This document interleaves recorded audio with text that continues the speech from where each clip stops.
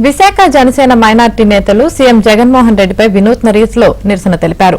ఆ పార్టీ నాయకులు మహమ్మద్ సాదిక్ ఆధ్వర్యంలో చిల్లులు పడిన బనీన్లతో ప్రెస్ మీట్ నిర్వహించి ప్రభుత్వంపై తీవ్ర స్థాయిలో ధ్వజమెత్తారు.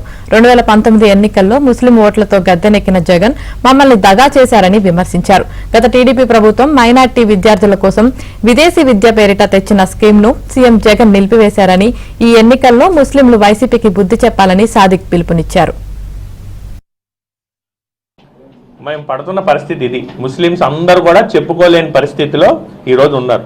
నేను ఒకటే పిలిపిస్తున్నాను, అందరు కూడా ముస్లింలు అందరూ కలిసి వచ్చే ఎన్నికల్లో జగన్కి బుద్ధి చెప్పాల్సిన అవసరం ఈరోజు వచ్చింది. సో ఈరోజు ఒకటే చెప్తున్నాను, ముస్లిం మైనార్టీలకి దగా చేసింది జగన్మోహన్ రెడ్డే. గతంలో జరిగిన మరీ ఎంత ఘోరమైంది ఏంటంటే, గతంలో తెలుగుదేశం పార్టీ గవర్నమెంట్లో ఏదైతే విదేశీ విద్యకి ఫారెన్ వెళ్ళి చదువుకోవడానికి విద్యార్థులు వెళ్ళారో వాళ్ళ స్కీమ్ కూడా మధ్యలో ఆపేశారు.